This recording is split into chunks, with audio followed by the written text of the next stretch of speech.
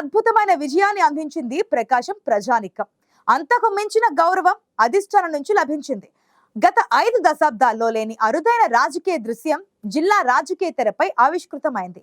కూటమి ప్రభుత్వంలో ఇద్దరికి అవకాశం కల్పించడంతో జిల్లా అభివృద్ధిపై కొత్త ఆశలు చిగురిస్తున్నాయి.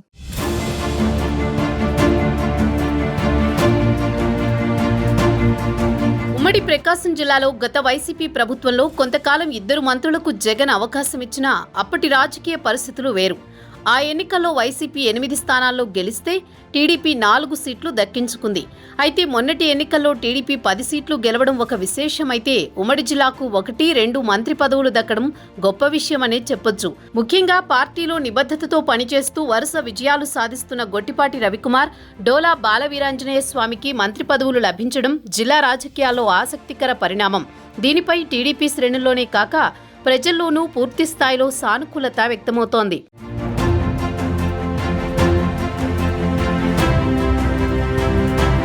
ఉమ్మడి ప్రకాశం జిల్లా ఏర్పాటుకు ముందు ఆ తర్వాత అటు కేంద్రంలో కానీ ఇటు రాష్ట్రంలో కానీ జిల్లా నుంచి 20 మంది మంత్రులుగా పనిచేశారు.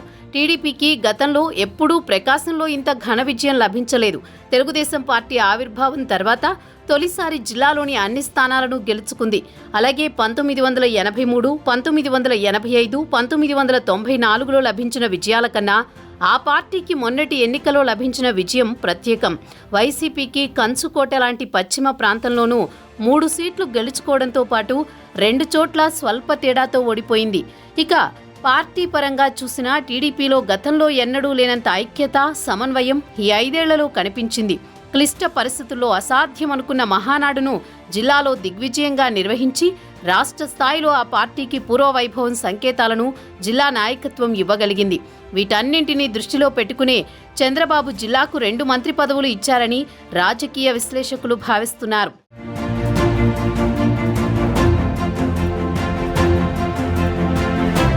ప్రకాశం జిల్లాలో టీడీపీ కూటమిలో గెలుపొందిన వారిలో కొత్తవారితో పాటు కొందరు సీనియర్ నాయకులు కూడా ఉన్నారు. వీరి నుంచి మంత్రులను ఎంపిక చేయడం కష్టమైన పనే.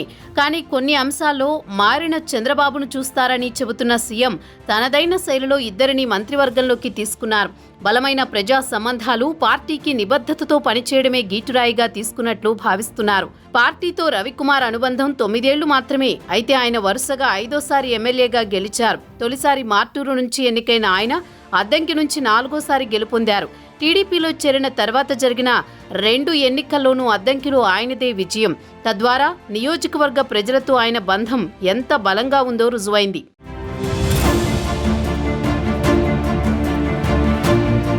రెండు 2019 ఎన్నికల్లో గెలిచాక జగన్ ప్రభుత్వం నుంచి ఎన్నో ఇబ్బందులు ఎదుర్కొన్నారు గొట్టిపాటి. 11 గ్రానైట్ క్వారీలు, 2 పరిశ్రమలు మూతపడ్డాయి. ఇదే తరహా ఒత్తిళ్లకు గురైన కరణం బలరాం, సిద్ధా రాఘవరావు పార్టీకి గుడ్ బై చెప్పినా రవికుమార్ మాత్రం టీడీపీలోనే కొనసాగారు. ఎలాంటి వివాదాలకు పోకుండా జిల్లాలోని పార్టీ నాయకులందరితో కలిసి నడిచారు. చంద్రబాబు, లోకేష్తో పాటు ఇతర ముఖ్య నాయకులతో సన్నిహిత సంబంధాలు కొనసాగించారు. ఈ పరిస్థితులన్నీ బేరీజు వేసుకుని రవికుమార్కు మంత్రివర్గంలో స్థానం కల్పించారు.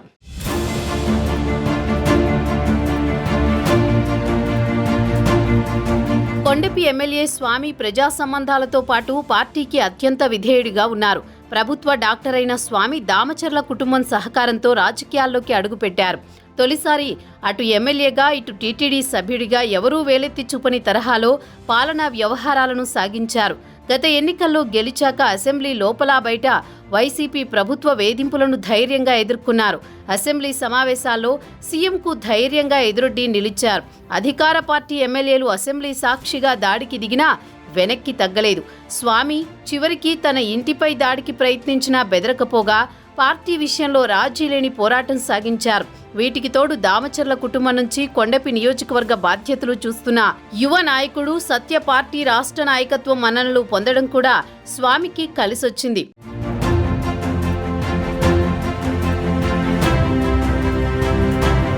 ఉమ్మడి ఉమ్మడి జిల్లాలో మంత్రులైన గొట్టిపాటి రవికుమార్, డోలా బాలవీరాంజనేయ స్వామికి బాధ్యతలను చంద్రబాబు మరింత పెంచారు.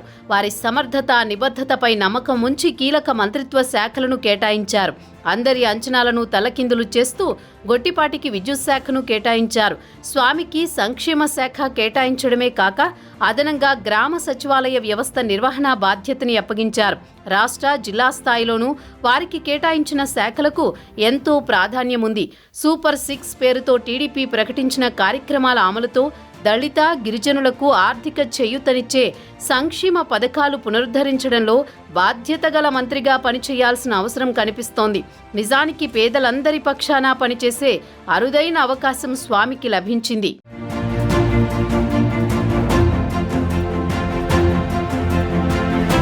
విద్యుత్ శాఖ మంత్రిగా బాధ్యతలు చేపట్టిన రవికుమార్కు వ్యవసాయ, పారిశ్రామిక రంగాలకు ఎన్నికల మేనిఫెస్టో ప్రకారం విద్యుత్ సరఫరా చేయాల్సి ఉంది. జల విద్యుత్ వివాదంలో తెలంగాణ, ఆంధ్రప్రదేశ్ ప్రభుత్వాల మధ్య ఉన్న సమస్యలను పరిష్కరించుకోవడం ఆయన ముందున్న బాధ్యత. ఇక జిల్లాలో ట్రాన్స్ఫార్మర్లు, స్తంభాలు, కొత్త లైన్ల ఏర్పాటుపై అవాంతరాలను ఆయన అధిగమించాల్సి ఉంది. గ్రానైట్, ఆక్వా రంగాలు విద్యుత్ సరఫరా ఛార్జీల విషయంలో కొత్త ప్రభుత్వం వైపు ఆశగా చూస్తున్నాయి. మరోవైపు సోలార్ విద్యుత్ ప్రాజెక్టు జిల్లాకు కలగానే మిగిలింది. వైసీపీ హయాంలో ప్రాజెక్టు నిర్లక్ష్యానికి గురికావడంతో ఈ ప్రభుత్వంలో రవికుమార్ సారథ్యంలో అది సాకారమవుతుందని జనం ఆశగా చూస్తున్నారు. పార్టీ ప్రజా సమస్యల విషయంలో ఎంత నిబద్ధతతో పనిచేస్తామో ఇప్పటికే నిరూపించుకున్నారు ఇద్దరు నేతలు. మంత్రులుగా తమకిచ్చిన బాధ్యతలతో అధినేత నమ్మకాన్ని నిలబెట్టుకుని రాష్ట్ర ప్రజల మద్దతు పొందుతామని ధీమాగా చెబుతున్నారు ఉమ్మడి ప్రకాశం జిల్లా మంత్రులు.